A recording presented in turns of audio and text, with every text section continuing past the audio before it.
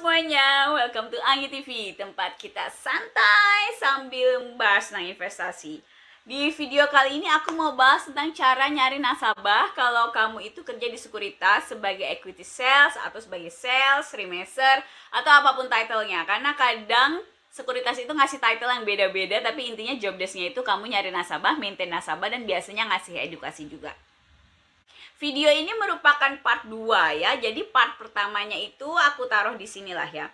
Ini aku bahas dulu dari awal. Jadi cara nyari nasabah itu menurut aku pribadi berdasarkan pengalaman aku itu terbagi menjadi 3. Oke, jadi tahap hunting, relation, dan digital marketing. Nah, tahap hunting ini adalah tahap pertama dan udah aku bahas di video sebelumnya. Kamu tonton di sini, itu kamu tonton dulu, baru nanti kamu dapat konteksnya di video ini yang kedua tentang kita bahas tentang tahap marketing dan digital marketing. So, langsung ayo kita mulai. Tahap yang kedua itu adalah tahap relation. Dan biasanya tahap relation ini mulai jalan kalau kamu itu udah punya base nasabah, 100 nasabah awal yang closing lewat kamu gitu di sekuritas itu. Jadi relation itu intinya kamu mulai dapat referensi dari nasabah-nasabah kamu. Karena biasanya ketika orang-orang udah gabung gitu ya lewat kamu, kan akhirnya kenal tuh sama kamu. Misalnya kamu buka RHB lewat saya, kamu pasti yang, oh iya saya kemarin buka RHB tuh lewat Mbak Anggi. Itu nanti biasanya kalau ada teman kamu yang nanya, kamu akan bilang, saya sih kemarin bukanya sama Mbak Anggi, kamu mau sama dia, saya sudah kenal orangnya enak, misalnya gitu. Nah itu jadi sayanya nih ya sebagai remaser, equity sales gitu kan, sebagai salesnya itu mulai dapat referensi dari nasabah-nasabah yang sudah saya bina ini. Tahap relation ini itu akan jalan kalau service kamu itu bagus ke nasabah ya. Jadi service bagus itu intinya kamu tuh harus helpful. Kamu harus menguasai bidang yang kamu ya kayak kita kan di saham ya, kamu harus bisa menjawab pertanyaan-pertanyaan mereka dengan baik. Intinya tuh kamu harus ada guna lah gitu kasarannya. Karena banyak orang yang berpikir tugas equity sales cuma kayak udah opening account ya udah gitu loh. Opening account itu adalah hanya awal dari sebuah relationship gitulah, ibaratnya kayak orang jadian gitu. Kualitas kualitas hubungan kamu itu kan bukan ditentukan sama jadiannya kan, tapi bagaimana kamu di sepanjang jalan, kamunya baik apa enggak, kamu jujur apa enggak, jangan-jangan kamu tukang ngecengin orang lain lagi atau gimana. Jadi sama kayak relationship equity sales sama nasabahnya. Opening account itu cuma awal gitu deh. Oh, thank you sudah percaya awal sama saya buka. Tapi pada akhirnya bagaimana nasabahnya care atau enggak sama kita sebagai equity sales itu gimana service kita. Jadi kalau ciri-cirinya itu adalah kalau kamu jadi equity sales sudah lama, terus nasabahmu itu banyak, sudah lebih dari 100 orang, tapi jarang banget yang ngasih kamu referensi, itu adalah kritik ke diri sendiri. Jadi selama ini kamu tuh gimana sama nasabah, kok bisa nggak ada yang care sama kamu? Itu adalah hal yang harus kamu tanyakan ke diri sendiri. Saya pribadi mulai merasakan paling enak marketing itu kalau ini relationship-nya ini udah jalan, teman-teman. Jadi senjatanya orang-orang sales yang pernah nggak punya temen gitu. Kalau saya terus terang banyak ya kan, saya kan equity sales. Saya punya banyak temen yang sudah bertahan hampir kayak 10 tahun, 7 tahun, whatever lah. Udah 1 dekade, udah jauh lebih banyak pengalamannya dari saya.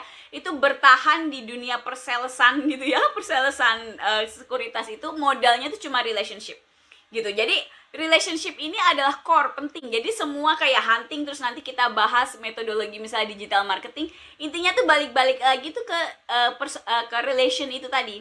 Kalau orang udah buka sama kita, gimana kita bisa memaintain relation kita sama nasabah tersebut sehingga nasabah tuh nganggap kita temennya gitu loh, in somehow gitu kan, sehingga dia mikirin juga tuh kalau ada tik misalnya RHB, dia inget, oh itu Mbak Anggi sama Mbak Anggi aja, saya oke kok sama dia gitu. Karena biasanya orang itu kalau yang ngereferensi temennya dia kenal, pasti kan ngapain gue nyari lagi orang di internet yang gue nggak jelas siapa lo siapa gue gitu kan. Mending kalau teman aku udah buka sama Mbak Anggi, ya udah aku sama ikut Mbak Anggi juga, kata temen gue enak kok gitu. Biasanya kan kita gitu ya, kayak dapat referensi lah dari teman, kita biasa langsung percaya aja karena teman kita udah nyoba gitu.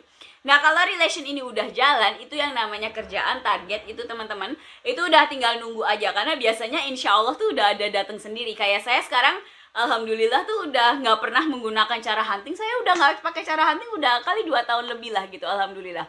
Jadi sekarang nasabah yang semua saya punya itu setiap bulan itu kayak sekitar 10, 15, 20 tergantung ritme market ya. Karena gimana pun kan marketingnya naik turun gitu, nggak selalu kayak wow saya tiap hari keren gitu sih, nggak. Tiap bulan sih enggak gitu. Jadi intinya itu tetap naik turun, tapi rata-rata kira-kira segitu. Pokoknya saya selalu double digit lah setiap bulan closingan nasabah baru. Nah itu semuanya tuh datang dari relation ini, dari relation saya sama nasabah-nasabah saya yang lama. nasabah saya kan udah 400 lebih ya, itu jadi kayak nambahnya itu setiap bulannya itu adalah karena masing-masing dari mereka itu ada aja gitu loh yang ngasih temennya referensi ke saya. Itu satu relation sama digital marketing gitu kan. Nah, digital marketing itu apa? Yuk ayo langsung kita bahas gitu kan. Digital marketing ini apa maksudnya? Oh, sebelum bahas digital marketing, ketinggalan ada lagi yang mau saya terangin tentang relation tadi. Jadi itu tadi kan relation kita sama nasabah-nasabah kita kan gitu. Itu satu. Terus hal kedua tuh bisa juga kamu mencari relation sama orang-orang yang punya komunitas. Misalnya kamu deketin influencer atau kamu kerja dengan deketin misalnya admin yang kamu tahu misalnya punya komunitas saham gitu. Itu kamu bisa kerjasama sama beliau-beliau ini. Faktanya adalah dari pengalaman saya di lapangan itu jadi kebanyakan mereka sih biasanya minta kayak profit sharing gitu. Misalnya satu opening account dapat berapa, atau ya tergantung negonya lah ya, saya nggak bilang gimana ya, tergantung negonya. Itu sih nggak masalah kalau kamu mau pakai cara kayak gitu. Intinya ngasih duit lah ya, kalau ada orang bisa kerjasama sama orang dia punya komunitas, kalau dia opening account kamu kasih profit sharing di depan. Karena kan belum tentu nasabah yang buka itu kan menghasilkan buat kamu dalam tanda kutip ya. Banyak orang awal-awal kalau newbie kan cuma buka doang tapi intinya nggak menghasilkan lah gitu kan, transaksinya nggak banyak. Itu kan pengaruh ke penghasilan kita sebagai equity sales. Jadi kamu harus benar-benar ngitung berapa yang mau kamu kasih dan itu worth it apa enggak sama penghasilan kamu gitu ya. Itu satu. Saya nggak bisa bilang detailnya karena kan setiap revenue-nya beda-beda kan, penghasilan kamu beda-beda sebagai equity sales. Jadi intinya kamu balik lagi. Kenapa cara ini tuh biasanya nanti aja kalau menurut saya. Tetap awal tuh kamu fokus di hunting di video yang pertama itu sama relation sama nasabah kamu sendiri, karena menurut saya itu yang lebih genuine, yang lebih tulus gitu loh. Kalau kayak profit sharing itu tadi, itu berdasarkan pengalaman saya pribadi, saya tidak terlalu suka model kerjasama yang seperti itu. Karena berdasarkan pengalaman saya, kalau orang tuh udah motivasinya, oke deh gue bantuin cari orang buat buka account sama kamu gitu ya, itu biasanya nggak tahu gimana, dari pengalaman saya 5 tahun ini kualitas referensinya itu juga tidak baik gitu ya, karena dia nyari jumlah kan. Beda dengan nasabah yang memang mereferensi temennya. Jadi biasanya tuh gini lucunya gitu. Kalau nasabah yang baik itu ngasih referensi karena orang yang kenal, in somehow itu nggak tahu gimana. Kalau nasabahnya baik, itu temennya yang direferensiin itu juga baik gitu. Jadi nanti akhirnya kamu dikelilingi oleh orang-orang baik yang emang care sama kamu, dan itu enak banget jadi sales kalau komunitas kamu tuh dikelilingi orang-orang kayak gitu. Beda dengan orang-orang yang emang niatnya, saya sih nggak peduli Anggi kayak apa, pokoknya kalau ada opening account misalnya gue dikasih berapa gitu misalnya. Nah itu kalau udah motivasinya kayak gitu, biasanya tuh orang-orang yang dikirim juga dia tuh sebenarnya nggak kenal-kenal banget. Ya Mbak Anggi lah urusin tuh orangnya, diedukasi. Kadang orangnya nggak tahu diomongin apa gitu kan sama si orang ini, mungkin yang di saham cuan gede loh, gini-gini loh, kalau mau buka sama Anggi aja, bilang gue yang kirim gitu.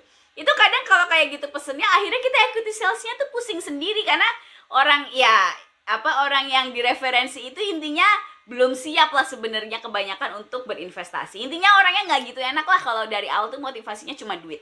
Ini adalah hal sepele, tapi saya dapat di lapangan setelah kayak 3-4 tahun. Jadi mau saya state di video ini karena menurut aku itu cukup penting. Jadi itu aja tambahannya. Kita sekarang bahas ke digital marketing. Intinya dari digital marketing ini sih personal branding gitu ya. Jadi kamu harus aktif di sosial media, bikin branding tentang diri kamu sendiri, bahwa kamu itu adalah orang yang bekerja di bidang saham, mengerti di bidang saham, dan bisa membantu orang untuk memulai investasi di saham. Intinya yang saya lakukan seperti di video YouTube ini. Terus kenapa bisa kamu lihat aku kasih tagline Instagram aku gitu kan. Kenapa orang banyak yang nanya-nanya di Instagram, tiap minggu tuh ada aja alhamdulillah yang nanya gitu kan. Nah itu adalah strategi jangka panjang, ini aku bilangin ya. Karena butuh waktu yang agak lama, lama gitu ya, untuk sampai strategi sosial media ini, digital marketing ini bisa benar-benar menghasilkan buat kamu, buat kita sebagai equity sales. Karena kita tuh PR-nya tuh banyak gitu loh. Jadi gini, satu PR-nya tuh banyak untuk kita ngerti platformnya. Kayak saya belajar YouTube ini, saya udah lama ngepoin YouTube tuh kayak 3 tahun. Kebetulan saya memang tukang ngepoin ya. Saya seneng Sunny Lenarduzzi, kalau yang tahu itu orang bule sih. Anyway, dia ngajarin tentang YouTube dan bla bla segala macam, itu saya suka. Jadi kita butuh waktu untuk belajar tentang platformnya. Terus juga Instagram. Itu satu ya, kita butuh waktu untuk mengerti, baru ngerti loh ya, belum jago, baru ngerti bagaimana platformnya bekerja. Karena menggunakan sosial media untuk kita iseng-iseng selfie sama teman-teman, dengan untuk kita approaching orang gitu ya, bikin personal branding, itu dua hal yang sama sekali berbeda teman-teman. Jadi itu ada ilmunya tersendiri ya, sosial media untuk untuk bisnis. Itu satu. Kenapa cara ini lama gitu loh. Nah, terus yang kedua itu adalah materi yang kamu buat di sosial media itu tadi, itu biasanya menjawab pertanyaan-pertanyaan dari nasabah kamu. At least itu berdasarkan pengalaman saya. Jadi yang saya lakukan di YouTube channel saya ini, kebanyakan saya tuh menjawab pertanyaan yang sering ditanyakan oleh nasabah gitu. Saya tahu nasabah saya selalu, kalau udah 500 orang, let's say nasabah itu udah ke pola teman-teman. Pasti pertanyaannya pasti ini, mereka pasti nggak ngerti ini, bla bla segala macam. Itu kayak udah bertanya lagi gitu. Dan itu adalah modal saya gitu ya, awal untuk bikin konten. Itu adalah menjawab pertanyaan para nasabah saya. Bayangkan kalau kamu dari awal masih equity sales unyu-unyu, nggak punya pengalaman, nasabah satu pun tak ada gitu ya. Terus yang kamu pikirkan adalah saya akan mencari nasabah dengan digital marketing gitu. Itu kamu blank, nggak punya ide harus bikinnya gimana. Intinya kamu tuh nggak menguasai apa yang mau kamu bicarakan, karena memang jam terbangmu tuh kurang. Kenapa saya bilang digital marketing ini itu adalah caranya agak lama tapi long term. Kenapa long term? Karena ya itu tadi, kamu harus ngerti platformnya, kamu harus menguasai materi yang kamu mau buat konten gitu. Kenapa? Tapi saya berharap dari sosial media ini nantinya itu akan gelundung sendiri gitu. Kayak misalnya saya punya video YouTube ini. Saya bikin satu video, nanti dia tuh bisa, video lama saya yang kayak 1 tahun lalu, 5 bulan lalu, itu ada yang ya mungkin nggak viral yang gila gitu, berapa juta views gitu sih enggak. Tapi ada beberapa video yang selalu memperkenalkan brand saya, nama saya di depan orang-orang baru, dan beberapa dari mereka kontak saya di Instagram dan lalu buka account sama saya. Itu ada ya, saya bilang belum banyak. Jadi saya menggunakan metodologi digital marketing ini setelah nasabah saya pribadi itu sekitar 350 lah gitu. Waktu itu saya mikir oke, nasabahnya udah lumayan, so saya harus punya kayak cara baru untuk membantu saya berkenalan dengan orang-orang baru gitu kan. Jadi ketika sudah lebih, jadi paham ya gitu kalau kamu nonton dari yang part pertama juga. Jadi intinya awal tuh kamu nyari 100 nasabah base awal dengan cara hunting. Itu emang nggak enak banget, terus kamu udah hajar membabi buta, kamu dapat 100 gitu. Itu kamu maintain dengan baik sehingga dapat itu, kamu bisa menjalin relationship sehingga kamu nggak harus benar-benar hunting satu demi satu, mulai ada referensi dari orang-orang. Dan ketika kamu itu udah mulai banyak referensi, berarti kamu sudah bisa mulai memaintain nasabah. Berarti nasabah percaya dong sama kamu, makanya ngereferensiin temannya, kira-kira begitu. Nah, dari situ karena kamu udah cukup punya jam terbang, kamu bisa menerapkan digital marketing yang hopefully nanti akan membantu kamu memperkenalkan ke orang-orang baru brand kamu, diri kamu sendiri gitu. Nah, itu udah deh gitu. Jadi nanti di suatu titik kayak saya nih sekarang, saya sudah tidak menggunakan cara yang hunting itu tadi, karena alhamdulillah tiap bulan tuh ada aja yang selalu closing, baik lewat referensi maupun digital marketing gitu. Nah, hopefully nanti saya berharapnya sih digital marketingnya ini kayak YouTube saya, Instagram saya itu nanti bisa full bener-bener jadi mesin yang mengenerate nasabah baru buat saya, sambil saya mengedukasi dan ya bikin video kayak beginilah. Kira-kira grand plan-nya seperti itu. Gimana sih caranya nyari nasabah gitu ya? Aku jawab di 2 video ini dan video yang sebelumnya itu. So, gimana menurut kalian? Apakah 2 video ini membantu? Aku harap sih membantu, oke?